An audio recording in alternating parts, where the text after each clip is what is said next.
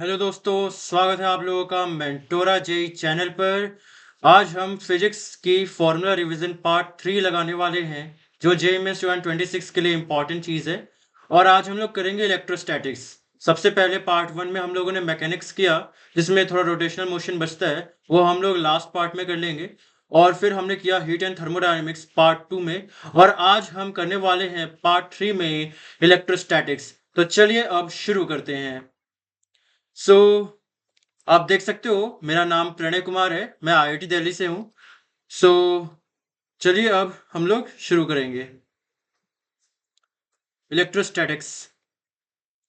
सो electrostatics में सबसे पहले इलेक्ट्रोस्टैटिक्स में आपका कुलॉम्स लॉ आ जाता है। क्या आ जाता है दोस्तों? आपका कुलॉम्स लॉ आ जाता है। सो आप कुलॉम्स लॉ देखो, जो कि इस तरीके से आपका दिख रहा है। सबको पता होता है k1 k2 अपॉन में r स्क्वायर r वेक्टर। और आप इसको इस तरीके से भी लिख सकते हो। किस तरीके से? तो इस तरीके से k1 k2 अपॉन में r square r vector upon में r मॉडुलस ऑफ r। और ये चीज आपकी k q1 q2 अपॉन में r क्यूब r वेक्टर भी बन जाती है। सो ये इंपॉर्टेंट चीज है, इसका आप ध्यान रखेंगे कि ये इस फॉर्म में भी लिखी जा सकती है।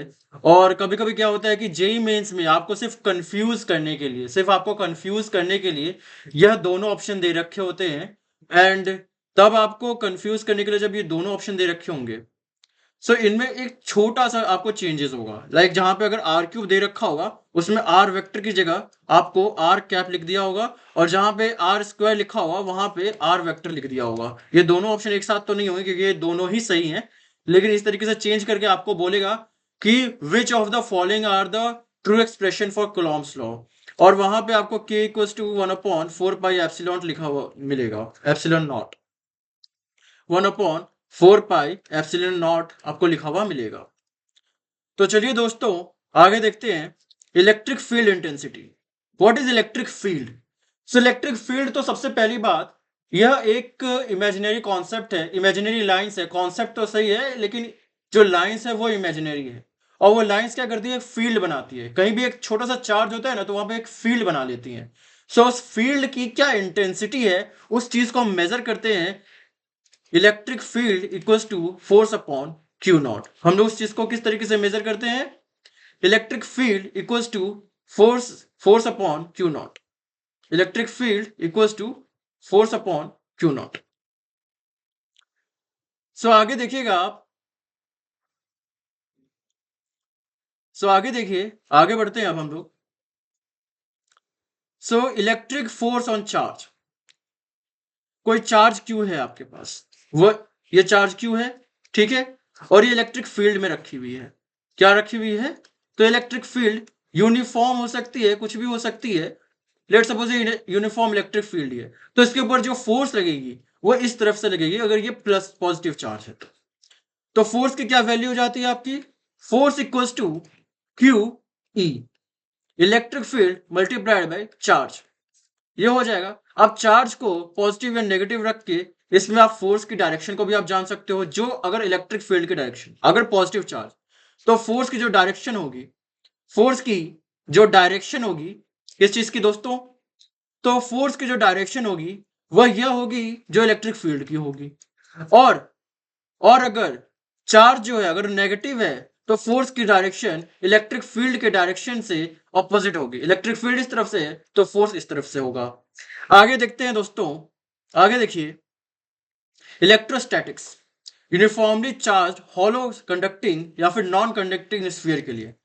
तो ध्यान से देखिएगा बच्चों, ध्यान से देखिएगा कि जो यूनिफॉर्मली चार्ज हॉलो कंडक्टिंग हो सकता है या फिर नॉन कंडक्टिंग भी हो सकता है स्फीयर के लिए, जो आपकी इलेक्ट्रिक फील्ड की जो वैल्यू है वो R R greater than capital are.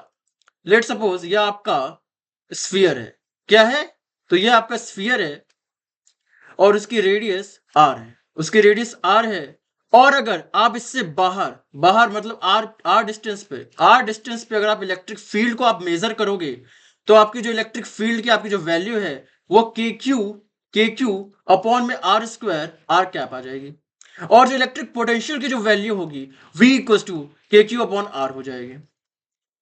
बच्चों हम लोग फॉर्मूला रिवीजन कर रहे हैं, इसीलिए मैं आपको इन सब का प्रूफ या फिर डेरिवेशन नहीं बता रहा हूं।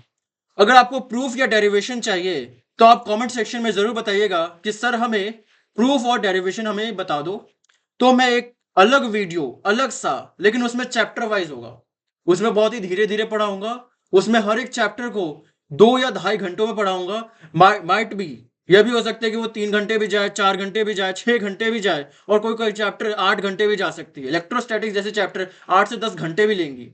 अगर आपको वो सारी वीडियोस चाहिए तो आप मुझे जरूर बोलना, मैं उसे पार्ट बाय पार्ट आपको अपलोड करके दे दूंगा। तो आगे बढ़ते हैं बच्चों। आगे देखिए, अगर हॉलो है, अगर हॉलो है इसका मतलब यहां पे कुछ है ही नहीं। अगर यहां पे अंदर में कुछ है ही नहीं, तो अगर आप R distance, let suppose R distance पे, आर डिस्टेंस है दोनों को कनेक्ट करने वाली, आर डिस्टेंस पर अगर मैं इलेक्ट्रिक फील्ड निकालूंगा तो वो जीरो आ जाएगी। क्या आ जाएगी? तो वो जीरो आ जाएगी, और जो उसकी इलेक्ट्रिक पोटेंशियल होगी V इक्वल टू के क्यू अपॉन आर हो जाएगी, और ये कांस्टेंट रहेगी अंदर में। क्या रहेगी बच्चों? तो ये कांस्टेंट रहेगी अंदर में। ठीक है, ठीक है बच्चों। सो मैं कह रहा हूं कि अंदर में, मतलब साइंटिस्ट ऐसा कहते हैं, जिस तरीके से ये लॉ फॉर्म हुआ है कि अंदर में चार्ज चार्ज तो नहीं है, तो उसके कारण इलेक्ट्रिक फील्ड भी जीरो होगा, और जो इलेक्ट्रिक पोटेंशियल होगा वो भी के क्यू अपॉन में आर होगा। ठीक है बच्चों, आगे बढ़ते हैं। अब देखिए, इसमें तो इसमें कंडक्ट हमने चार्ज हॉलो कंडक्टिंग भी ले लिया था और नॉन कंडक्टिंग भी ले लिया था। ये चीज आप ध्यान रखिएगा कि जब हॉलो होता है ना, तो हम कंडक्टिंग भी ले लेते हैं और नॉन कंडक्टिंग भी ले लेते हैं। क्यों? क्योंकि हम सिर्फ शेल को लेते हैं, और शेल कंडक्टिंग रहे या नॉन कंडक्टिंग रहे उससे फर्क नहीं पड़ता। लेकिन अगर आप उसको अगर वॉल्यूमेट्रिक ले लोगे, अंदर में भरा हुआ ले लोगे, अगर अंदर में यूनिफॉर्मली चार्ज सॉलिड सिलेंडर ले लोगे, सॉलिड स्फीयर ले लोगे, तो आपको नॉन कंडक्टिंग ही लेना होगा, क्योंकि कंडक्टर्स की थ्योरीज अलग होती है, कंडक्टर्स की प्रॉपर्टीज अलग होती है, और नॉन कंडक्टिंग स्फीयर की प्रॉपर्टीज अलग होती है। जब शेल की हम लोग बात नहीं कर रहे, हम लोग प्रॉपर एक सॉलिड की बात कर रहे हैं। तो आगे आगे देखिए बच्चों, जब uniformly charge solid non conducting sphere है, सॉलिड क्या है? नॉन कंडक्टिंग स्फीयर है, और अगर आपकी रेडियस, जो आपकी डिस्टेंस है, वो ग्रेटर देन आर है। क्या है बच्चों? क्या है? तो ग्रेटर देन आर है। क्या है बच्चों? तो ग्रेटर देन आर है। तो इसका आपको किस तरीके से इलेक्ट्रिक फील्ड निकालना है? सो जो अगर ग्रेटर देन आर है तो ये हॉलो की ही तरह होगा। तो ग्रेटर देन आर है तो ये हॉलो की तरह होगा। देखिए आगे देखिए, ये आपका स्फीयर है और अंदर में ये भरा हुआ है, बोले ये सॉलिड है। ये क्या है? आपका सॉलिड स्फीयर है, सॉलिड स्फीयर है। और अगर आप बाहर में अगर आप डिस्टेंस लेते हो, आर डिस्टेंस पे इन दोनों को कनेक्टिंग करने वाली, इन दोनों की जो डिस्टेंस है वो आर है, जो इसकी जो इलेक्ट्रिक फील्ड होगी वो के क्यू अपॉन में आर स्क्वायर आर कैप हो जाएगी, और जो इसकी पोटेंशियल होगी वो होगी के क्यू अपॉन में आर। लेकिन अगर आप अंदर में एक पॉइंट लेते हो, आर पे, जो इन दोनों को जोड़ रही है, तो आपकी इलेक्ट्रिक फील्ड हो जाती है, बच्चों आप ध्यान से देखिए, जो इलेक्ट्रिक फील्ड हो जाती है वो हो जाती है के क्यू, यहां पे देखिए आर भी है, के क्यू आर अपॉन में आर क्यूब आर वेक्टर। क्या हो जाती है बच्चों? ये हो जाती है के क्यू, जितनी distance R multiplied by R cube R vector में। और जो इसकी इलेक्ट्रिक पोटेंशियल होगी वो क्या होगी बच्चों? इसकी जो इलेक्ट्रिक पोटेंशियल होगी वो इस तरीके से होगी। देखिए ध्यान से देखिए, के क्यू अपॉन में 2r cube multiplied by 3r square minus r square. क्या होगी बच्चों? के क्यू अपॉन में 2r cube 3r square minus में आर स्क्वायर। ये हो जाएगी आपकी electric potential at this point. इन सबका डेरिवेशन आपकी गॉस थ्योरम से हो जाएगी, और उस चीज की डेरिवेशन की मैं वीडियोस जरूर अपलोड करूंगा। बस आपको करना क्या है कि आपको कमेंट सेक्शन में बोल देना है कि आपको चाहिए। और गॉस थ्योरम क्या होती है? E dot cyclic integration of electric field dot ds area vector equals to q inside upon में एप्सिलॉन नॉट, अपॉन में क्या बच्चों? तो एप्सिलॉन नॉट। अगर आप इस चीज को सॉल्व कर लेते हो तो आपको इलेक्ट्रिक फील्ड की वैल्यू आपको मिल जाएगी। चलिए बच्चों आगे बढ़ते हैं। अगर थीन यूनिफॉर्मली चार्ज्ड डिस्क है, अगर एक डिस्क है, डिस्क छोटी सी एक डिस्क है, थीन यूनिफॉर्मली चार्ज डिस्क है, किस तरीके से दिखता है ये? तो ये इस तरीके का दिखता है। किस तरीके का दिखता है सर? तो ये इस तरीके का दिखता है। ये एक डिस्क है, ये एक डिस्क है। तो इसके जो एक्सिस पर जो इलेक्ट्रिक फील्ड होगी वो ये होगी सिग्मा अपॉन में 2 epsilon not 1 minus x upon में root over x square plus are square. So इसकी एक्सिस हम लोग ड्रॉ कर लेते हैं, किस तरीके से होगा। ये डिस्क थी इस तरीके की। अब मैं क्या करूंगा, अब हम क्या करेंगे, इसको हम लोग इस तरीके से इसको स्लैंटली हम लोग इसे रख देंगे। हम लोग इसे हॉरिजॉन्टली इस तरीके से रख रहे हैं, और हम क्या कर रहे हैं, हॉरिजॉन्टली हम लोग इस तरीके से डिस्क रख रहे हैं। और इस पे जो एक्सिस है, ये जो एक्सिस है, यहाँ पे इस एक्सिस पे हर एक पॉइंट पे, इस पॉइंट पे, इस पॉइंट पे, इस पॉइंट पे, इस पॉइंट पे क्या इलेक्ट्रिक फील्ड की वैल्यू है, इलेक्ट्रिक फील्ड की क्या वैल्यू है, उस चीज को हमें जानना है। अगर उस चीज को हमें जानना है तो वो क्या आएगा वो हम देखेंगे। सो देखिए बच्चों, देखिए ध्यान से देखिए, ये हमने एक्सिस की एक लाइन बना दी, और यह है रेडियस आर का, यह है आपका रेडियस आर का। और क्या कह रहा है, क्या कह रहा है, ये क्या कह रहा है, यूनिफॉर्मली चार्ज डिस्क है, डिस्क यूनिफॉर्मली चार्ज है ये, और ये डिस्क है, मतलब ये पूरा एक डिस्क है, यूनिफॉर्मली चार्ज है। और हम क्या करेंगे, इस पे एक पॉइंट ले लेंगे एक्स डिस्टेंस पर। कितने डिस्टेंस पे बच्चों? तो एक्स डिस्टेंस पर। कितने डिस्टेंस पर? तो एक्स डिस्टेंस पर। एक्स डिस्टेंस पर हम ले लेंगे एक पॉइंट, और फिर हम उसकी निकालेंगे इलेक्ट्रिक फील्ड। हम उसकी निकालेंगे इलेक्ट्रिक फील्ड कि इलेक्ट्रिक फील्ड आ किस कारण से रही है, आ किस कारण से रही। यहां पे इस तरीके से इलेक्ट्रिक फील्ड आएगी, और जो उसकी नेट वैल्यू होगी उसकी डायरेक्शन इस तरीके से होगी ई, और उसकी जो वैल्यू होगी वो होगी sigma upon 2 epsilon not 1 minus x upon root over x square plus are square. क्या होगी बच्चों? तो यह होगी, क्या होगी इलेक्ट्रिक फील्ड की वैल्यू? तो यह होगी कि sigma upon 2 epsilon not 1 minus x upon root over x square plus are square. फिर से ये कैसे आया बच्चों? तो ये आया गॉस थ्योरम को अप्लाई करके। हम लोग क्या करेंगे, हम लोग छोटे छोटे से डिस्क को हम लोग कट कर देंगे, छोटे छोटे एक रिंग में कट कर देंगे, और फिर हम उसे इंटीग्रेट कर देंगे कि सबके कारण क्या इलेक्ट्रिक फील्ड आ रही है, और जो सबके कारण जो इलेक्ट्रिक फील्ड आएगी उसको इंटीग्रेट करने के बाद प्रॉपर एक डिस्क के कारण इलेक्ट्रिक फील्ड आ जाएगी। डिस्क को क्या करा, एक छोटे छोटे यह डिस्क है जो छोटे छोटे टुकड़ों में हम लोग एक क्या करेंगे, एक रिंग बना लेंगे, और उस रिंग के कारण जो भी इलेक्ट्रिक फील्ड आ रही होगी उन सबको ऐड करके हम लोग थीन यूनिफॉर्म चार डिस्क के कारण क्या इलेक्ट्रिक फील्ड है इस चीज को हम लोग जान रहे हैं। और उसी तरह हम लोग इलेक्ट्रिक पोटेंशियल भी निकाल रहे हैं। इलेक्ट्रिक पोटेंशियल की value by the way E dot D R होती है from integration R nought to infinite minus में ये होती है आपकी इलेक्ट्रिक फील्ड की वैल्यू, इलेक्ट्रिक पोटेंशियल की वैल्यू, और इसकी वैल्यू हो जाएगी आपकी sigma upon 2 epsilon nought root over x square plus are square minus X. ठीक है बच्चों, आगे बढ़ते। Work and energy in electrostatics. क्या बच्चों? तो work and energy in electrostatics. So electrostatics में जो चार्ज क्या है बच्चों, तो जो चार्ज है वो क्या वर्क कर रहा है, उसके अंदर कितनी एनर्जी है, उस चीज का हम लोग डिस्कशन करने वाले हैं। तो work done by external agent, let suppose यहां पर एक चार्ज बॉडी है और यहां पे एक चार्ज पॉइंट है, और मैं एक एक्सटर्नल फोर्स ला रहा हूं और इसको मैं इस पॉइंट से इस पॉइंट की तरफ खींच रहा हूं। क्या कर रहा हूं, ये चार्ज है, बड़ा वाला चार्ज है Q, और ये छोटा चार्ज है Q नॉट, और मैं इसके कारण इलेक्ट्रिक फील्ड होगा और ये इंटैक्ट करके रखा होगा, और मैं इस पॉइंट से मैं चाह रहा हूं इस पॉइंट पे ले आऊं। तो मैंने कितना वर्क करा, मैंने कितना एक्सटर्नल एजेंट का क्या वर्क है, तो उसकी जो वैल्यू होती है, जो work done from point A to B is Q delta V, और डेल्टा V की वैल्यू होती है VB माइनस VA। इस पॉइंट ए पर था, अब पॉइंट बी पे जा चुका है। सो अब इस पोटेंशियल पे VB है और ये VA है। वी ए है, तो एक्सटर्नल एजेंट के द्वारा जो वर्क हुआ होगा वी ए बी हुआ होगा, वो Q V B minus V A हुआ होगा। चलिए बच्चों आगे बढ़ते हैं। Electrostatic potential energy, electrostatic potential energy किसी भी चार्ज का दूसरे चार्ज पर जो भी इलेक्ट्रिक फील्ड होगा, उस इलेक्ट्रिक फील्ड में जिससे भी वो उसका इलेक्ट्रिक पोटेंशियल जनरेट हो रहा होगा, तो उसके पोटेंशियल एनर्जी को हम कैलकुलेट करने के लिए उसकी चार्ज की वैल्यू से मल्टीप्लाई कर देते हैं।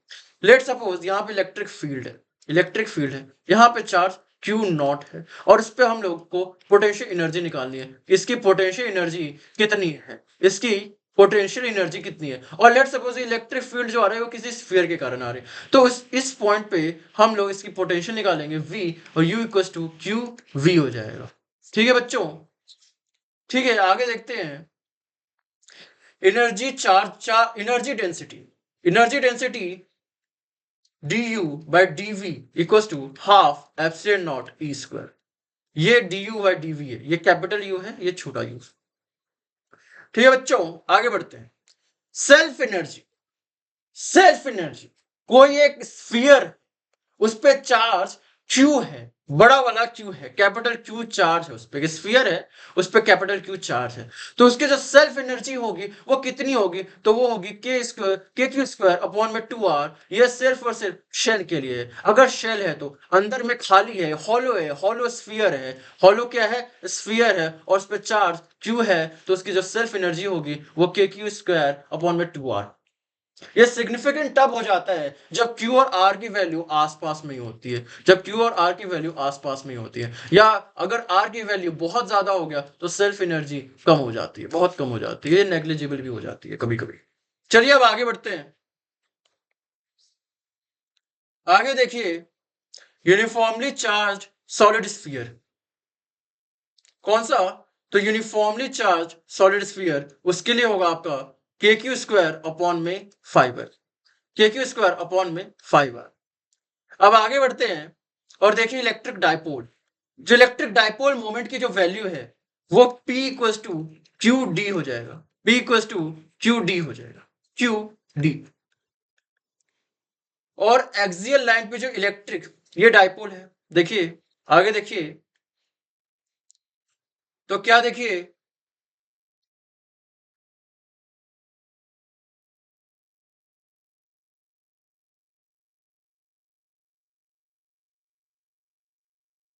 ये D है, डिस्टेंस है, ये प्लस क्यू चार्ज है, ये माइनस क्यू चार्ज है, ये D डिस्टेंस है, ये प्लस क्यू चार्ज है, और ये माइनस क्यू चार्ज है।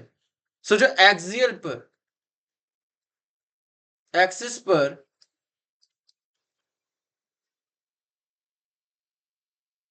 एक सेकंड रुकेगा,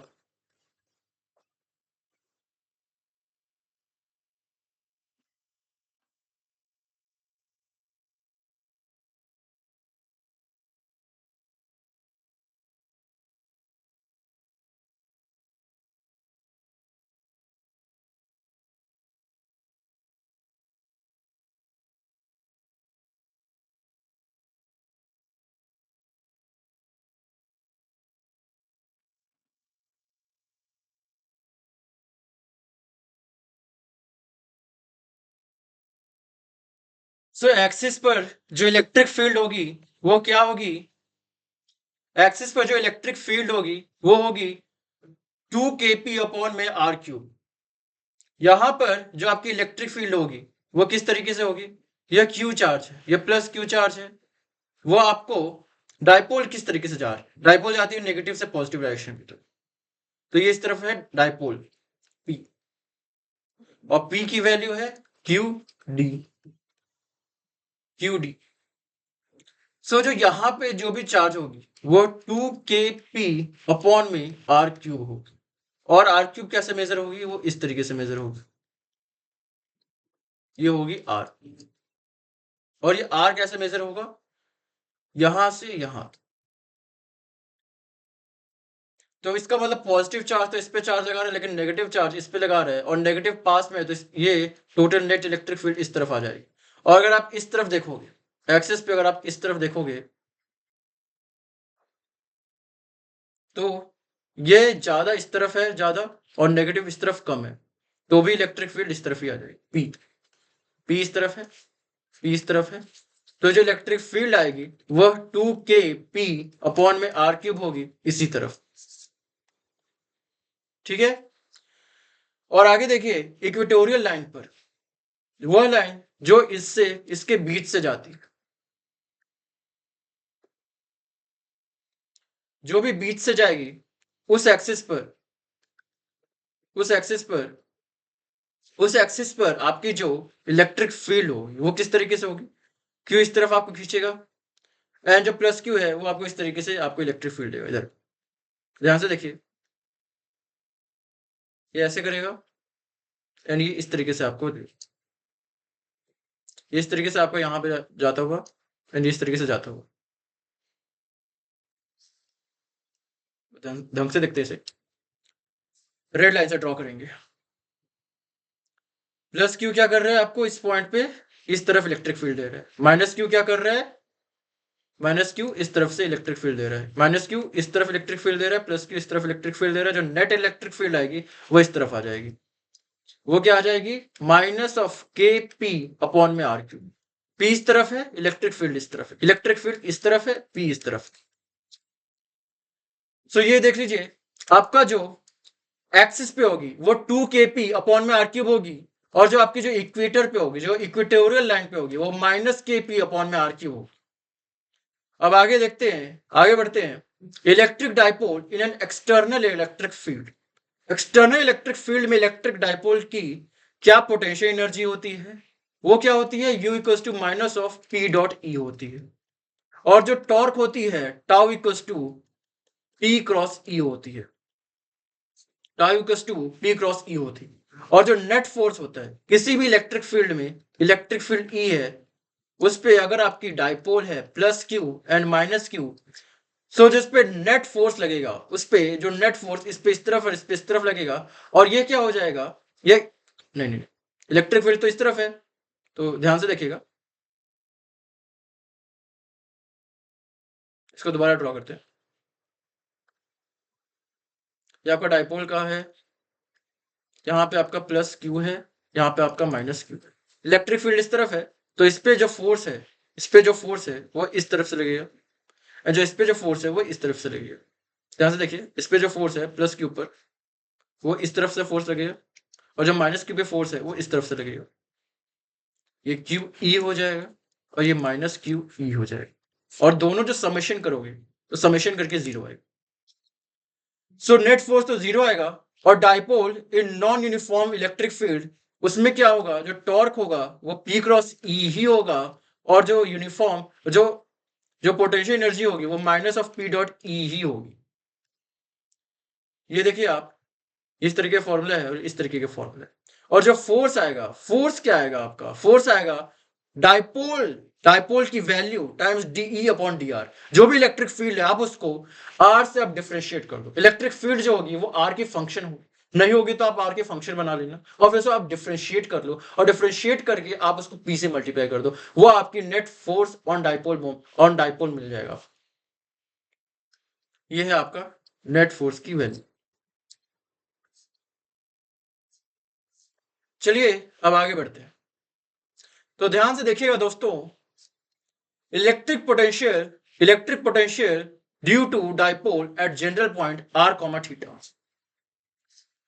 सो बच्चों ध्यान से देखिए, ये है आपका लाइन, ये है लाइन, डाइपोल लाइन है, यहाँ पे प्लस क्यू चार्ज है और यहाँ पर माइनस क्यू चार्ज है, और आपकी जो डाइपोल की जो वैल्यू है, जो डाइपोल मोमेंट है वो इस तरफ है P, और मैंने कोई भी पॉइंट यहां पर P मान लिया या फिर Q मान लीजिए, पॉइंट कौन सी पॉइंट मान लीजिए, Q मान लीजिए, कोई पॉइंट मैंने Q मान लिया, और यहां से इस पर जो इलेक्ट्रिक फील्ड लग रही है, इस पर क्या लग रही है, इस पॉइंट को ज्वाइन कीजिए आप, इस पे जो इलेक्ट्रिक फील्ड लगेगी, इस पे जो इलेक्ट्रिक फील्ड लगेगी वो दोनों चार्जेस की वजह से लगेगी, इस पर इस तरीके से लगेगी, एंड जो इस पर लगेगी वो आपका इस तरीके से लगेगा। ध्यान से देखिए, इस पे जो है डाइपोल मोमेंट की जो इलेक्ट्रिक फील्ड है वो इस तरीके से E लगेगी, और इस पर जो लगेगी वो मतलब ये E1 लगेगी, ये E2 लगेगी, और जो इन दोनों का आप वेक्टर सम करोगे तो ये कहीं ना कहीं इधर में आएगा ई नॉट, और जो ई नॉट की वैल्यू है वो आपकी, जो ई नॉट की जो वैल्यू है वो आपकी आएगी केपी,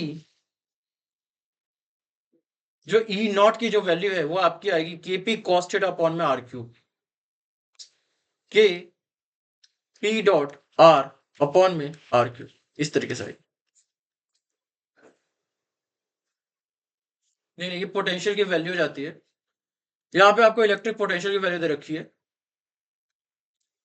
यहाँ पर आपको इलेक्ट्रिक पोटेंशियल की वैल्यू दे रखी है केपी कॉस थीटा अपॉन में are square, KP cos theta upon में आर स्क्वायर। और जो इलेक्ट्रिक फ्लक्स है उसकी मैं वैल्यू आपको पहले बता चुका हूं, that is E dot ds। अब रही बात इस पॉइंट पे इलेक्ट्रिक फील्ड निकालने की, तो इस पॉइंट पे इलेक्ट्रिक फील्ड निकलेगी, उसकी जो फाइनल वैल्यू आती है वो आती है केपी अपॉन में are square root over 3 cos square theta plus 1। और ये किस तरीके से आती है? सो आप सबसे पहले इस पॉइंट पर आप क्या करोगे, आप इस पॉइंट पे एक्सियल एंड इक्वेटोरियल दोनों आप वैल्यू निकालोगे, और ये किस तरीके से निकालोगे, यह P है इस तरफ से, सो इस डायरेक्शन में, ये इस डायरेक्शन में P है, तो इस डायरेक्शन में, किस डायरेक्शन में, इस डायरेक्शन में अगर ये थीटा बना रहा है, एंगल इससे थीटा बना रहा है, तो ये भी थीटा होगा, तो इसका मतलब यहाँ पे ये P cos थीटा होगा, ये इस तरफ P cos थीटा होगा, इस तरफ P cos थीटा होगा। सो यहाँ पर एक्सियल पे आपका आ जाएगा केपी cos थीटा अपॉन में are square, 2 KP cos theta upon में आर स्क्वायर, और जो इक्वेटोरियल आएगा वो नेगेटिव में आएगा, और negative KP cos theta upon में आर स्क्वायर, मतलब इसका मतलब इस तरीके से और ये इस तरीके से आएगा, और ये आपकी जो नेट है वो इस तरफ से आ जाएगा, इस तरफ आ जाएगा। जब इन दोनों का आप जो वेक्टर सम लोगे तो ये आ जाएगा। आप लेकर देखो एक बार, k p r square root over 4 cos square theta plus 4 cos square theta plus sine square theta, sine square theta होगा, यहाँ पर होगा, एक सेकंड, इस डायरेक्शन में तो आपकी डाइपोल मोमेंट P है, और इस डायरेक्शन में क्या है, इस डायरेक्शन में आपकी डाइपोल मोमेंट P है, एंड इस डायरेक्शन, इसके परपेंडिकुलर पे क्या है आपका, यह है P sin थीटा, ये P cos थीटा है और ये P sin थीटा है, तो दैट मीन्स एक्सियल पे आपको इस तरीके से लग रहा होगा, एंड इक्वेटोरियल पर आपको इस तरीके से लग रहा होगा। जब आप सम करोगे तो आपके sine square theta 4 cos square theta plus sine square theta, that means k p upon में are square root over 3 cos square theta plus 1 हो जाए, ये हो जाएगी आपकी इलेक्ट्रिक फील्ड की वैल्यू। चलिए दोस्तों आगे बढ़ते हैं, ध्यान से देखिए, फॉर ए क्लोज सरफेस गॉसियंस के जो लॉ है, जो गॉस लॉ है वो है e dot ds equals to q inside upon में epsilon not, e dot ds equals to q inside upon में एप्सिलॉन नॉट। आगे बढ़ते हैं और ध्यान से देखिए, सिग्मा अपॉन में epsilon naught n cap, electric field equals to sigma upon epsilon naught n cap, ये किस चीज के लिए है, तो electric field near conducting surface, electric field near conducting surface, ये कोई कंडक्टिंग सरफेस है आपका, इसकी जो सरफेस चार्ज डेंसिटी वो सिग्मा है, क्यू अपॉन जो ए है वो सिग्मा है, तो इसकी जो इलेक्ट्रिक फील्ड हो जाएगी वो होगी sigma upon epsilon not, sigma upon epsilon not, ये हो जाएगी sigma upon epsilon naught n cap, ये हो जाएगी। अब आगे बढ़ते हैं, electric pressure on a conductor. अब हम कंडक्टर में घुस चुके हैं और ये कंडक्टर है, लेट सपोज ये कंडक्टर है, सो इसके कुछ थ्योरीज होती है, इसके कुछ प्रॉपर्टीज होती हैं, थ्योरीज और प्रॉपर्टीज हम लोग वीडियो में, दूसरे वीडियो में ढंग से हम लोग डिस्कस करेंगे, इसमें हम लोग सिर्फ फॉर्मूला डिस्कस कर रहे हैं। सो जो सरफेस पर जो इलेक्ट्रिक फील्ड है वो सिग्मा अपॉन एप्सिलॉन नॉट है, इस तरीके से होगी।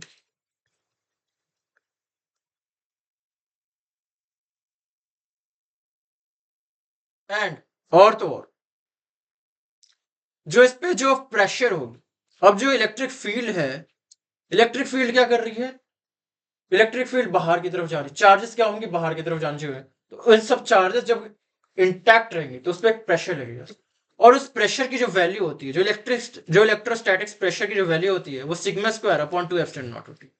सिग्मा स्क्वायर अपॉन में 2 एप्सिलॉन नॉट। अब आगे बढ़ते हैं, relation between electric field and potential. Electric field और पोटेंशियल के बीच में क्या रिलेशन है? जैसा मैंने आपको पहले बताया, वी बी अपॉन में V A equal to minus of a integration from point A R A to R B E dot D R. ये होगा आपका डिफरेंस इन पोटेंशियल एनर्जी, या फिर change in potential from point R A to point R A to R B E dot D R from point A to B, that is V B minus V A.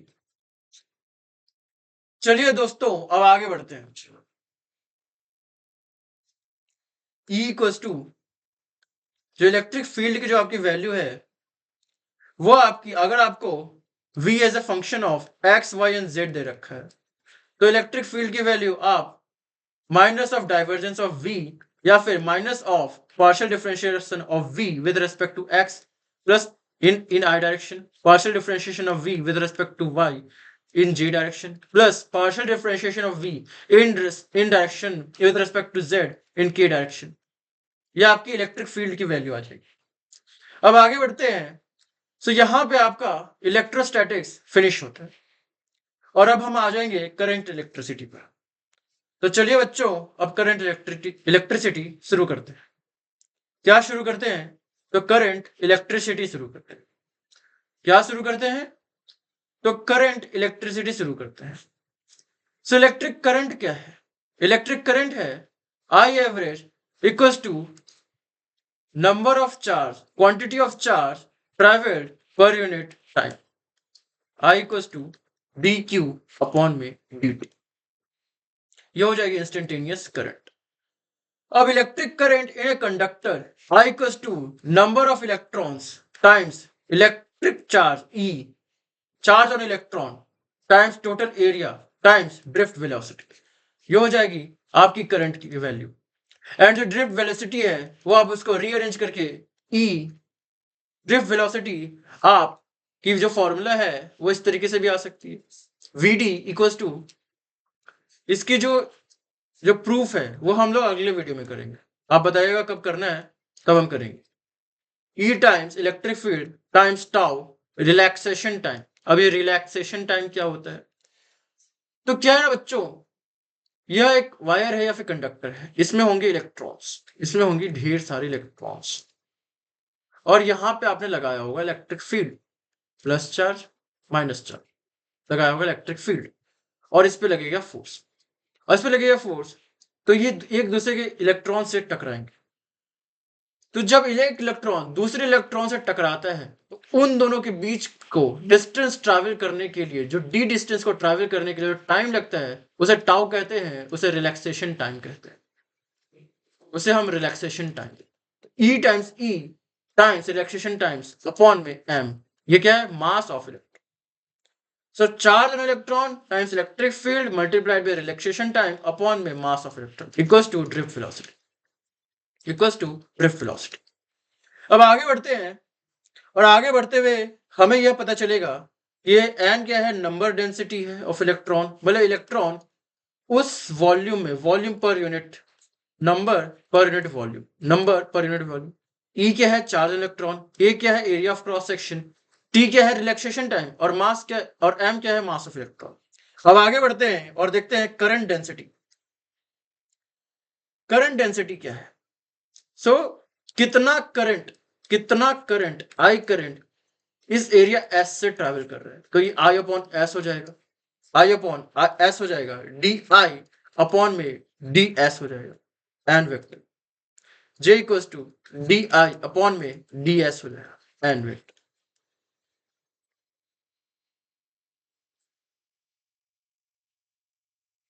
J equals to n q v d भी हम लिख सकते हैं, j equals to n q v d भी हम लिख सकते हैं।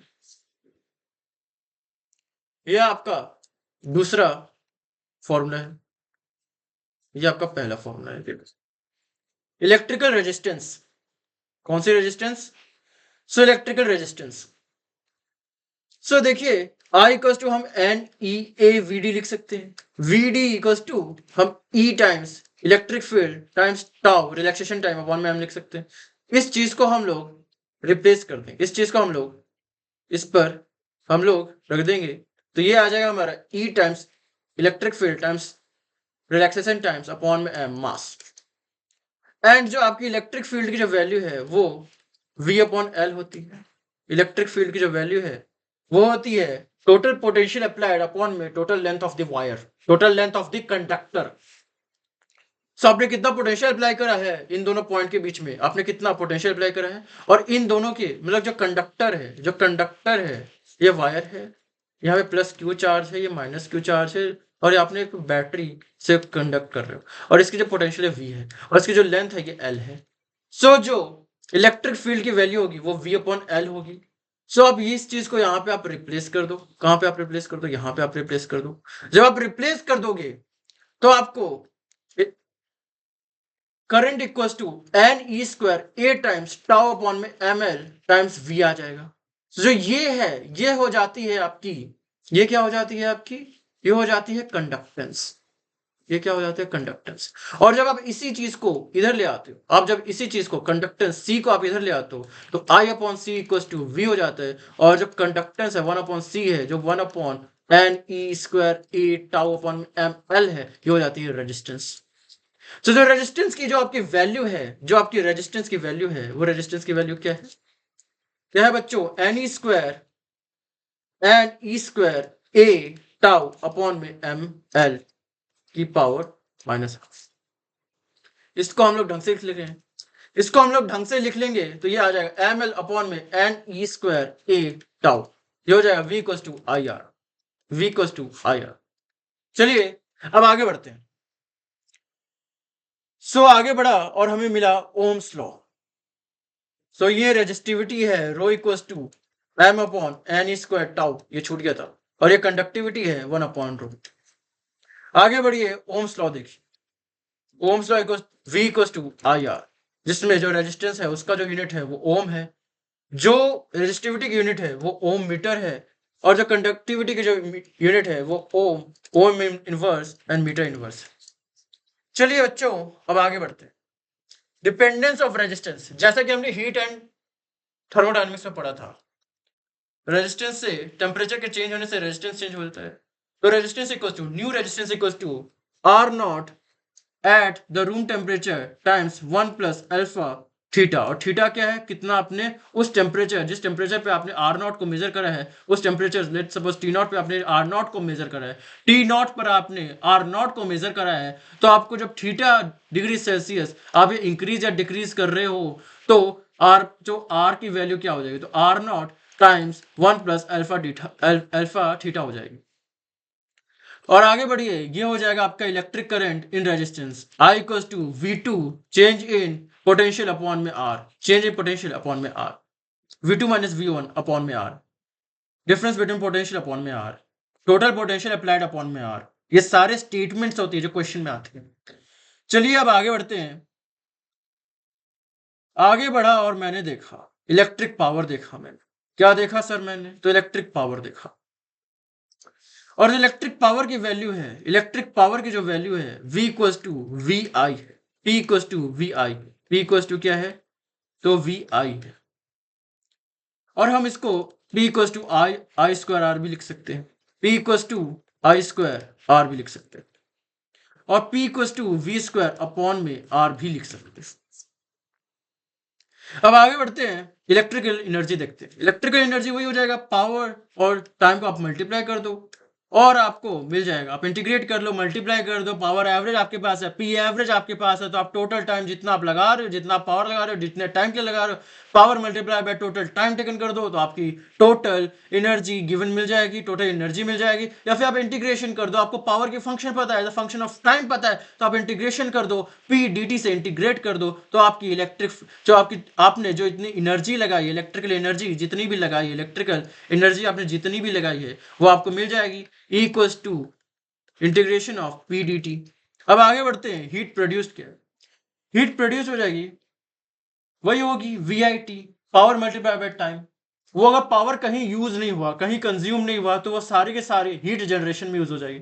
अगर वो हीट जनरेशन में यूज होगी, जैसा कि इलेक्ट्रिकल हीटर्स पे होता है, इलेक्ट्रिकल ब्लोअर्स पे हो जाता है, तो उसमें क्या होता है, उसमें यह होती है कि P energy equals to V I T हो जाती है, H equals to I square R T हो जाता है, H equals to V square upon में आर टी भी हो जाता है। मतलब पावर मल्टीप्लाई बाय टाइम्स। अगर वो कहीं पे यूज होगा, वो एनर्जी कहीं यूज नहीं हो रही, तो उससे वो हीट एनर्जी ही बनाएगा। या फिर वो चाहे वो केमिकल एनर्जी में आप कन्वर्ट कर लो, चाहे आप मैकेनिकल एनर्जी में कन्वर्ट कर लो, नहीं तो हीट एनर्जी में कन्वर्ट होने का तो प्रोग्राम पहले से फिक्स है। और अगर आप केमिकल एनर्जी में कन्वर्ट करते भी हो, तब भी वो हीट एनर्जी जनरेट होती है।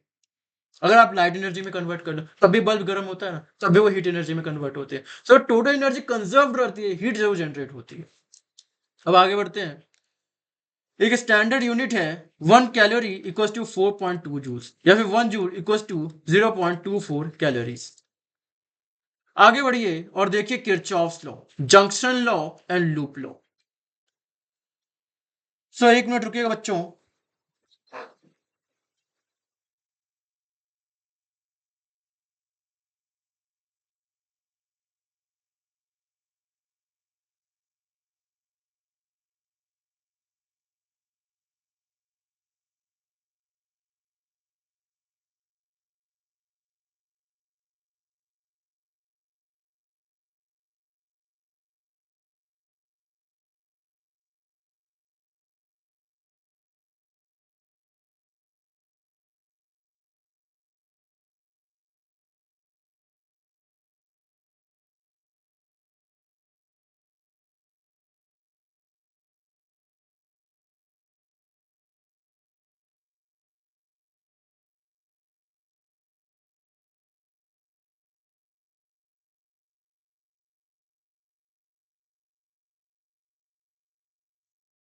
चलिए अब शुरू करते हैं दोबारा। सो जंक्शन लॉ क्या है? किसी भी जंक्शन पर, किसी भी जंक्शन पर, किसी भी नोड पर एक वायर आ रही है। ढंग से बनाएंगे इसे।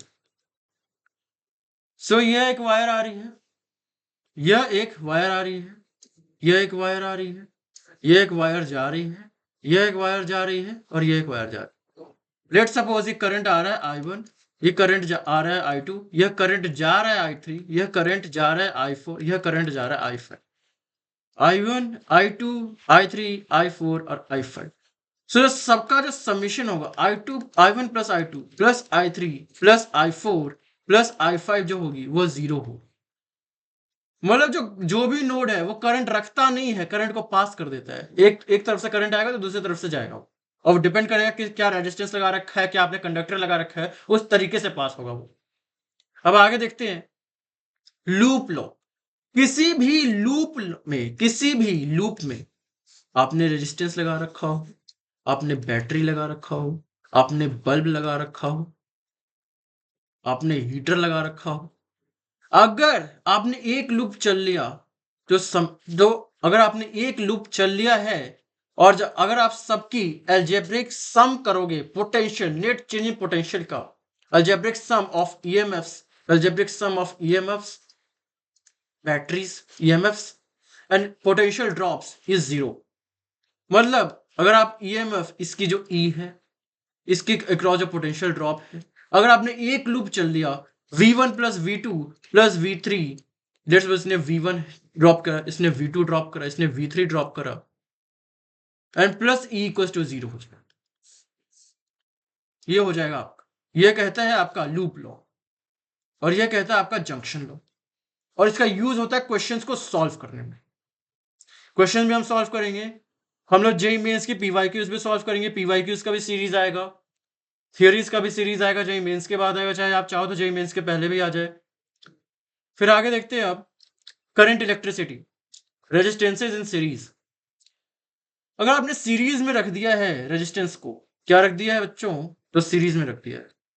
एक रेजिस्टेंस रख दिया, दो रेजिस्टेंस रख दिया, तीन रेजिस्टेंस रख दिया, चार रेजिस्टेंस रख दिया, और ऐसे आप जा रहे हो जा रहे हो जा रहे हो एन रेजिस्टेंस में। तो जो टोटल जो इक्विवेलेंट रेजिस्टेंस आएगा वो होगा R1 plus R2 plus R3 dot dot dot, या फिर you can say sigma of RI from 1 to n। ये हो जाएगा समेशन ऑफ रेजिस्टेंस। और पैरेलल की क्या वैल्यू आ जाएगी? तो पैरेलल की वैल्यू हो जाएगी 1 upon R equivalent equals to summation of 1 upon R I from I 1 equals to N. इसको आप लिख सकते हो 1 upon R one plus 1 upon R two plus 1 upon R three plus dot dot dot. अब आगे बढ़ते हैं और देखते हैं क्या है आगे। So potential difference across each resistor is same और उसमें current across each resistor is same. अगर आप सीरीज में हो तो करंट सेम रहेगा हर एक रेजिस्टेंस के अलॉन्ग, और आप पैरेलल में हो तो पोटेंशियल डिफरेंस जो है वो सेम रहे। अगर सेल्स इन सीरीज, अगर सीरीज में सेल है तो क्या होगी? तो ई इक्विवेलेंट जो आएगी वो आपके आ जाएगी E1 plus E2 equivalent equals to E1 plus E2 plus E3 plus dot dot dot En। और जो आपकी रेजिस्टेंस आ जाएगी, क्योंकि इंटरनल रेजिस्टेंस भी होता है, जो बैटरी होती है उसमें एक इंटरनल रेजिस्टेंस भी होती है, जो इंटरनल रेजिस्टेंस की जो इक्विवेलेंट है आर इक्विवेलेंट जो आएगी इंटरनल रेजिस्टेंस की वो R1 plus R2 plus dot dot dot Rn आ जाएगी। और अगर पैरेलल में हो सेल्स इस तरीके से, पैरेलल में हो सेल्स इस तरीके से क्या हो, तो पैरेलल में हो सेल्स और इस तरीके से आप एक रेजिस्टेंस से जुड़े हुए, ठीक है। तो इसके जो ई इक्विवेलेंट आएगी, जो इसके जो इक्विवेलेंट आएगी वो आएगी E1 plus E2 plus E3 plus dot dot dot En upon में। अपॉन में क्या होगा बच्चों? तो अपॉन में होगा n, अपॉन में होगा n इक्विवेलेंट EMF। और जो R इक्विवेलेंट जो आएगा वो R upon n, R equivalent जो आएगा वो R अपॉन n। ये सही में होगा? नहीं, यह सिर्फ और सिर्फ तभी होगा जब E1 equals to E2 equals to E3, E1 equals to E2 equals to E3 equals to En होगा। नहीं तो ऐसे जो जनरल फॉर्मूला है वह यह है कि E1 अपॉन में R1 प्लस E2 अपॉन में R2 plus dot dot dot plus En upon में Rn अपॉन में 1 upon R1 plus 1 upon R2 plus 1 upon R3 plus upon 1 upon Rn। इस तरीके से कर लो तो ये आ जाएगा n अपॉन ER। अगर E और R आइडेंटिकल बैटरीज हैं तो ये हो गया, और ये n टाइम्स 1 अपॉन R हो गया। तो क्या हो गया? n टाइम्स 1 अपॉन R हो गया। ये R से R ये कट गया, ये C ये कट गया, ये E आ गया। ये आना आपका En। इसमें दे नहीं रखा आपके पास।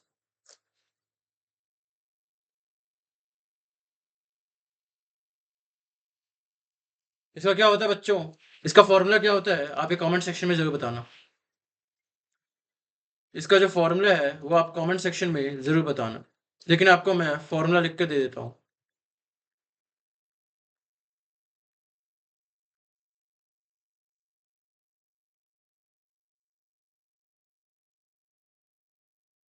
ये हो जाएगी E, और इसका यही है सही फॉर्मूला। ठीक है बच्चों, आगे बढ़ते हैं। Wheat stone bridge. अब ये व्हीट स्टोन ब्रिज क्या होता है? व्हीट स्टोन ब्रिज ये होता है, ये आपके एक ऐसे रेजिस्टेंस बना दिया, आपको एक ऐसा रेजिस्टेंस बना दिया, आपका एक ऐसा रेजिस्टेंस बना दिया, आपका एक ऐसा रेजिस्टेंस बना दिया। ये P रेजिस्टेंस है, ये Q रेजिस्टेंस है, ये R रेजिस्टेंस है, ये S रेजिस्टेंस है। तो इन के बीच में जो रेजिस्टेंस इक्विवेलेंट है, और ये let's suppose A resistance, if P upon Q equals to R upon S, तो ये जो रेजिस्टेंस है ये इसका कोई मतलब नहीं होता। इस रेजिस्टेंस का कोई मतलब ही नहीं रह जाता। क्या हो जाता है? तो इस रेजिस्टेंस का कोई मतलब ही नहीं रह जाता। और फिर आपकी जो जो आ जाती है वो हो जाती है P plus R in parallel to Q plus S। तो आपकी जो नेट रेजिस्टेंस हो जाएगी वो हो जाएगी, वो क्या हो जाएगी? तो ये हो जाएगी P plus R times Q plus S upon में P plus R plus Q plus S। ये हो जाएगी नेट रेजिस्टेंस। आगे बढ़ते हैं। Unbalanced, under balance condition no current flows through galvanometer. यहाँ पे चाहे आप गैल्वेनोमीटर लगा सकते हो, आप करंट को आप मेजर कर सकते हो, करंट जा रही है या नहीं जा रही। चलिए अब आगे बढ़ते हैं। Current electricity continued. Potentiometer. So a potentiometer works on principle that potential drops across any portion of a uniform wire is proportional to its length. Proportional to its length। और जो potential gradient होगा वो V upon L होगा। आगे बढ़ते हैं। Comparison of EMFs of two cells। Comparison of EMFs of two cells, तो ये हो जाए E1 upon E2 equals to L1 upon L2, simple सा फॉर्मूला है। मेजरमेंट ऑफ इंटरनल रेजिस्टेंस हो जाएगा R equals to R times L1 minus L2 upon L2, जहां पे L1 है वह बैलेंसिंग लेंथ विदाउट लोड हो जाएगा और L2 है बैलेंसिंग लेंथ विथ लोड हो जाएगा। आगे बढ़ते हैं। Advantages of potentiometer: it does not draw current from the source. It is more accurate. It is more accurate than voltmeter. अब आगे आपका नया चैप्टर कैपेसिटेंस। क्या आ गया बच्चों? तो कैपेसिटेंस आ। सो कैपेसिटेंस को आप ध्यान से देखिए।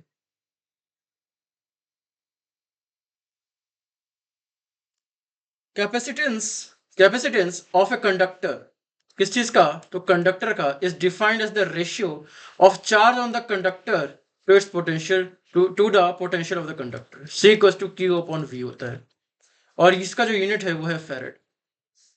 और capacitance of A parallel plate हो जाएगा एप्सिलॉन नॉट ए अपॉन में D। और अगर बीच में कोई मीडियम है, ये कैपेसिटेंस इसमें कोई मीडियम है और उसकी R है, ER है, तो इसकी हो जाएगी capacitance ER times E not upon में A। ER टाइम्स क्या हो जाएगी? ध्यान से देखिए, ER E not A upon में D, ये हो जाएगी आपकी कैपेसिटेंस। आगे बढ़ते हैं और देखते हैं C equals to K times epsilon not A upon में D, ये हो जाएगा आपका capacitance for a dielectric medium. जहां पे मैंने ER यूज कर लिया उसकी जगह आप K भी यूज कर सकते हो। K times epsilon not A upon में D, K times epsilon not A upon में D। एंड जो एनर्जी स्टोर्ड है इन कैपेसिटर वो हो जाएगा U equals to half CV square. क्या हो जाएगा बच्चों? तो U equal to half CV square हो जाएगा या फिर Q स्क्वायर अपॉन में 2C हो जाएगा। आगे बढ़ते हैं और देखिए, आप U equals to half QV भी लिख सकते हो, हाफ QV भी लिख सकते हो। आगे बढ़ते हैं, energy density half epsilon E square, ये हो जाएगी आपकी एनर्जी डेंसिटी VU अपॉन में D। अगर सीरीज में है कैपेसिटेंस और या फिर पैरेलल में है कैपेसिटेंस, सो जो आपने रेजिस्टेंस की जो आपने पैरेलल की फॉर्मूला बनाई थी वो आपकी कैपेसिटेंस में सीरीज की फॉर्मूला बन जाएगी, और जो आपने रेजिस्टेंस में सीरीज की फॉर्मूला बनाई थी वो आपकी पैरेलल में कैपेसिटेंस की फॉर्मूला बन जाएगी। तो आप सीरीज में देखो, ये हो जाती है, उल्टा हो जाती है, 1/C equivalent equals to 1/C1 plus 1/C2 plus 1/C3 plus dot dot dot. और जो चार्ज है, जो टोटल चार्ज है वो सारे कैपेसिटेंस पे इक्वल होती है, Q1 equals to Q2 equals to Q3 equals to dot dot dot equals to Q। And जो टोटल पोटेंशियल डिफरेंस है वो हो जाता है V equals to V1 plus V2 plus V3 plus dot dot dot. और जो capacitance in parallel हो जाएगा वो C equals to C1 plus C2 plus dot dot dot C3 plus CN dot dot dot CN। Capacitance in parallel में आप सबको add कर दोगे तो मिल जाएगा। और ये इसमें मतलब इसमें जो रेजिस्टेंस का है, रेजिस्टेंस का आपका पैरेलल फॉर्मूला यूज हो रहा है और इसमें रेजिस्टेंस का आपका सीरीज फॉर्मूला यूज हो रहा है। और जो पोटेंशियल डिफरेंस है वो हर कैपेसिटेंस के अक्रॉस सेम रहेगा। Potential difference across each capacitor is same, जो पोटेंशियल डिफरेंस है वो सेम रहेगा, VD सेम रहेगा, पोटेंशियल डिफरेंस V सेम रहेगा। Q equals to Q1 plus Q2 plus Q3 plus dot dot. इस पे जो चार्ज आएगा, टोटल चार्ज, एक कैपेसिटेंस पे Q1 है, दूसरे कैपेसिटेंस पे Q2 है, दूसरे कैपेसिटेंस पे Q3 है, टोटल चार्ज Q हो जाएगा, सबको ऐड कर दोगे। आगे देखिए, ये capacitor with partially field dielectric, एक कैपेसिटर है आपके पास, आपने पार्शियली फिल्ड कर दिया है और if dielectric slab is thickness T, आपने पार्शियली फिल्ड कर दिया है इसको थिकनेस T से, थिकनेस T है और इसे आपने पार्शियली फिल्ड कर दिया, तो C equals to epsilon not A upon में D minus T plus T upon K आ जाएगा। And force on plates of a capacitor क्या आ जाएगा? F equals to half epsilon not E square A आ जाएगा, ये आ जाएगा फोर्स। आगे बढ़ते हैं और आगे बढ़ के आपको पता चला कि डाइलेक्ट्रिक पोलराइजेशन क्या है, डाइलेक्ट्रिक पोलराइजेशन क्या है। सो आप क्या कर रहे हो ना, इसके अंदर में आपने क्या कर रखा है, तो आपने एक मीडियम डाल रखा है। When A dielectric is placed in an external electric field, जब एक डाइलेक्ट्रिक को आप एक्सटर्नल इलेक्ट्रिक फील्ड में डालते हो तो उसकी जो मॉलिक्यूल्स है वो पोलराइज हो जाती है, और पोलराइजेशन वेक्टर रहते हैं P equals to epsilon not X E psi E electric field. और साई ई क्या है? Electric susceptibility. सस्पेक्टिबिलिटी क्या है? तो सस्पेक्टिबिलिटी एप्सिलॉन नॉट साई ई इलेक्ट्रिक फील्ड। और रिलेशन बिटवीन डाइलेक्ट्रिक कांस्टेंट और सस्पेक्टिबिलिटी हो जाता है K equals to 1 upon psi e हो जाता है।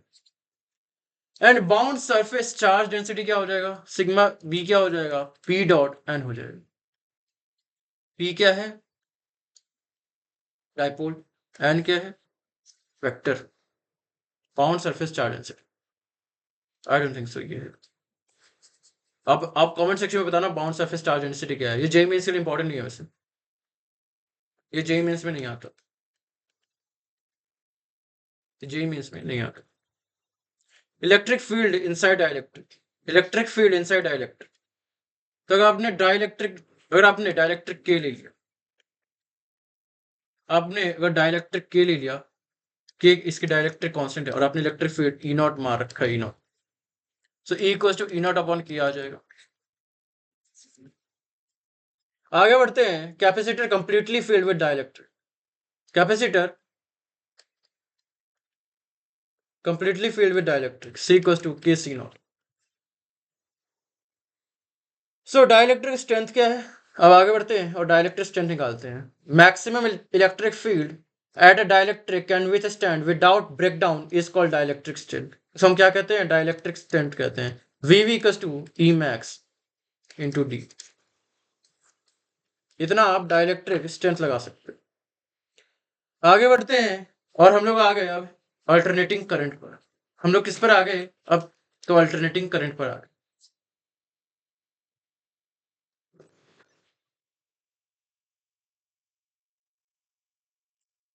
बच्चों हम 2 मिनट का ब्रेक लेते हैं, फिर आके वापस मिलेंगे।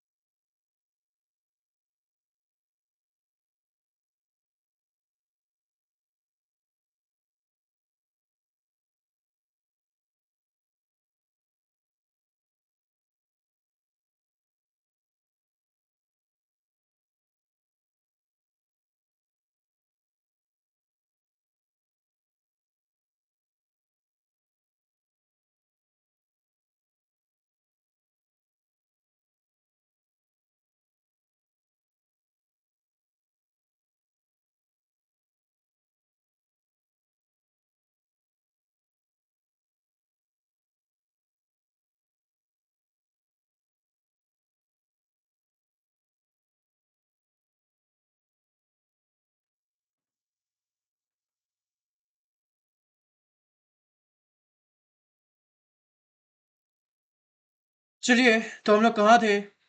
तो अल्टरनेटिंग करंट पर थे। अब शुरू करते हैं दोबारा। आइए वापस आ जाइए।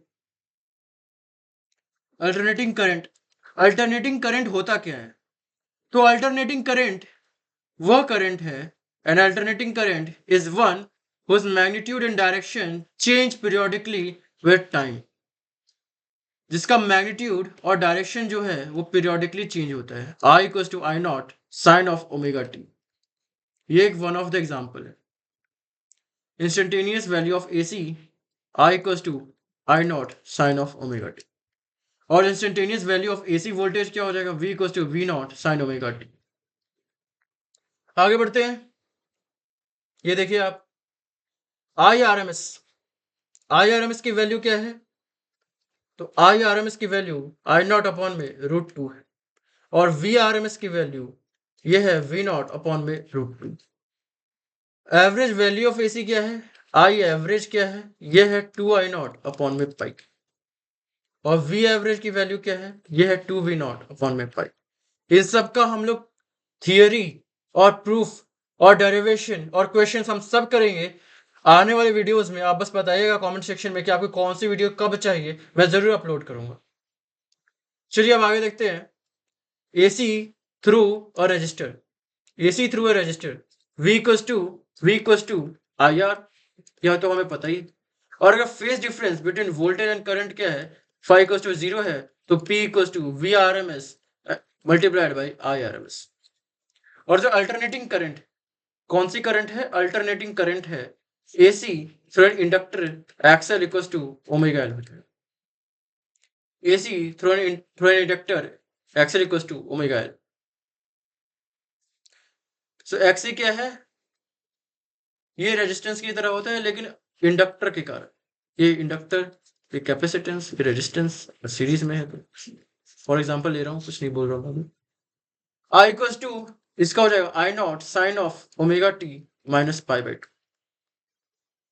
And pi equals to pi by two, and phi equals to pi by two, and phi equals to pi by to.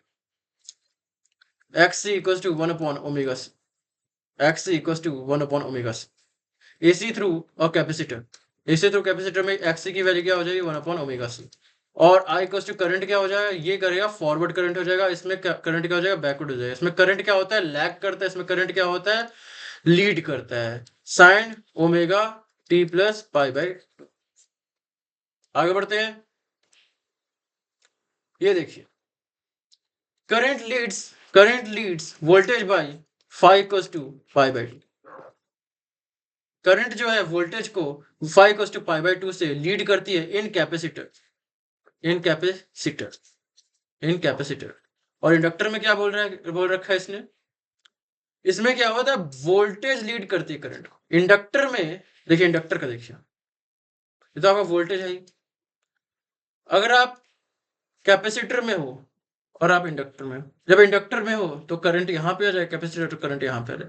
तो जो करंट होती है उसमें, इसमें वोल्टेज लीड करती है करंट में। और मतलब एक सेकंड, थोड़ा सा डायग्राम गलत बनाया।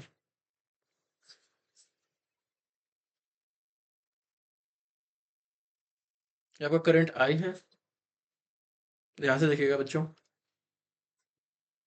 ध्यान से देखिए। ये इंडक्टर के लिए, ये कैपेसिटेंस के, ये VL है, ये VC है, ये दोनों 90 डिग्री पे, 90 डिग्री। इसमें क्या है? जो VL है वो लीड कर रही है, वो क्या कर रही है? लीड कर रही है करंट को, आई को। VL क्या कर रही है? लीड कर रही है आई को।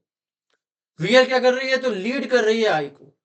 वोल्टेज जो है करंट को लीड कर रही है। और जो कैपेसिटेंस है, कैपेसिटेंस में जो करंट आई है वो लैग कर रही है VC से। कैपेसिटेंस में मतलब जिसमें है करंट लीड करे, कैपेसिटेंस में करंट लीड करेगा और इंडक्टर में वोल्टेज लीड करेगा। इतना बस आप ध्यान रखिएगा। आगे बढ़ते हैं। अगर आपने सीरीज में रेजिस्टेंस, इंडक्टर और कैपेसिटेंस लगा दिया, तो जो आपकी Z की वैल्यू आती है वो R² plus XL minus XC का होल स्क्वायर आती है। एंड वेयर, जहां पर XL equals to omega L हो जाएगा and XC equals to 1 upon omega C हो जाएगा। और जो करंट है I equals to V upon Z हो जाएगा। और जो फेज डिफरेंस है tan फाई क्या हो जाता है? वो हो जाता है आपका XL माइनस XC अपॉन में R। आगे बढ़ते हैं। Average power in LCR circuit, VRMS multiplied by IRMS multiplied by cos phi. ये हो जाएगा average power in LCR circuit, cos phi equals to R upon Z। और पावर फैक्टर क्या हो जाता है? तो cos फाई हो जाता है। आगे बढ़ते हैं। रेजोनेंस इन LCR सर्किट, तो जिसमें XL इक्वल्स टू XC हो जाए, जिसमें सिर्फ रेजिस्टेंस की ही बात होती है, जिसमें इंडक्टर और और जो कैपेसिटर है उसकी जो रेजिस्टेंस है उसकी जो इंडक्टेंस और कैपेसिटेंस है, इंडक्टेंस इक्वल टू कैपेसिटेंस हो जाएगी। तो ओमेगा नॉट की वैल्यू 1 अपॉन एल सी हो जाएगी। Omega L equal to 1 upon omega C, omega square equal to 1 upon L C. So omega equal to 1 upon root over L C हो जाएगा। और जो इम्पीडेंस है वो मिनिमम होगी, z इक्वल टू आर हो जाएगी। इसका मतलब करंट जो होगी वो मैक्सिमम हो जाएगी। इंपीडेंस मिनिमम हो जाएगी, करंट मैक्सिमम हो जाएगी। इंपीडेंस बनता है रेजिस्टेंस, इंडक्टेंस और कैपेसिटेंस की मदद से। और जब इंडक्टेंस इक्वल टू कैपेसिटेंस हो गया तो इंडक्टेंस इस डायरेक्शन में जा रहा है, कैपेसिटेंस इस डायरेक्शन में जा रहा है, दोनों ने एक दूसरे को कैंसिल कर दिया। इसका मतलब सिर्फ रेजिस्टेंस रह जाएगा, और रेजिस्टेंस अगर रह जाएगा तो इंपीडेंस सबसे कम हो जाएगी, इंपीडेंस सबसे कम हो जाएगी तो करंट जो है सबसे ज्यादा हो जाएगा जब रेजोनेंस करता है। जब क्या करता है? रेजोनेंस करता है। आगे बढ़ते हैं। सो इसमें क्या होता है? करंट क्या हो जाता है? मैक्सिमम हो जाता है। वोल्टेज करंट क्या हो जाता है? सेम फेज में आ जाती है, सेम फेज में आ जाती है। आगे बढ़ते हैं। Bandwidth of LCR circuit, bandwidth of LCR circuit. So bandwidth is defined as the difference between two angular frequencies at which the power becomes half and the maximum power. At which the power becomes half of the maximum power. अगर जो power है वो p/2 हो जाए, power क्या होती है ना, जीरो से स्टार्ट करती है और p मैक्स तक जाती है, फिर जीरो तक जाती है। तो इसके बीच में p मैक्स अपॉन में 2 और p मैक्स अपॉन में 2, इस तरीके से ये एक ग्राफ बनाती है। आपको मैं ग्राफ दिखाता हूँ थोड़ा सा।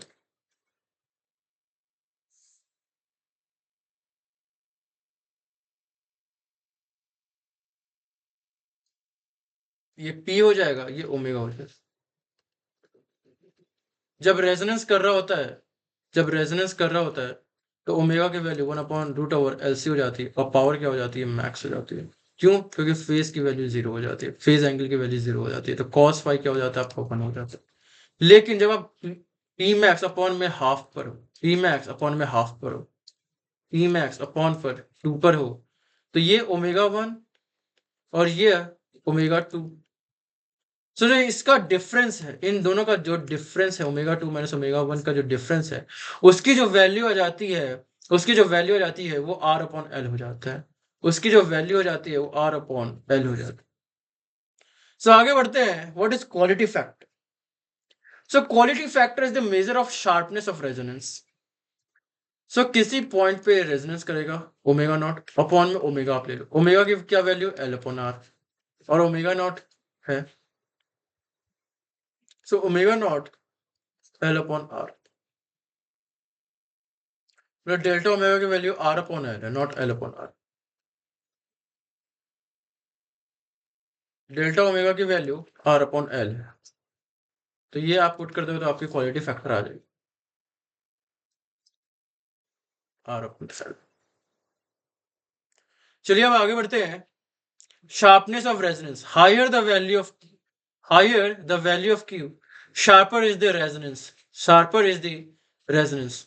जितना ज्यादा वैल्यू होगा क्यू का उतना ज्यादा शार्प होगा रेजोनेंस, उतना ज्यादा रेजोनेंस शार्प होगा। शार्प होने से मेरा ये मतलब है कि कोई ऐसा ग्राफ होगा जिसमें यहां पे बन जाए, या फिर और शार्प बन जाए, ऐसे इस तरीके से। आगे बढ़ते हैं। Voltage magnification at resonance. So VL equal to VC equal to QV हो जाए। वोल्टेज क्या हो जाएगा? मैग्निफिकेशन हो जाएगा। और VL क्या है? Voltage across inductor, and VC क्या हो जाएगा? वोल्टेज अक्रॉस कैपेसिटर, और V हो जाएगा applied voltage, that is QV हो जाएगा, और ये चार्ज हो जाएगा। Voltage magnification at resonance, VL equal to VC equal to QV।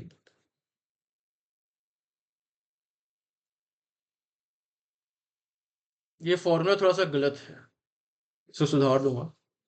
यहाँ पे गलत लिखा है, इस चीज के बारे में हम लोग बाद में डिस्कस करेंगे। आगे बढ़ते हैं। हम लोग आगे अब मैग्नेटिक इफेक्ट ऑफ करंट पर। सो इसमें बहुत सारे फॉर्मूलेज हैं। मैग्नेटिक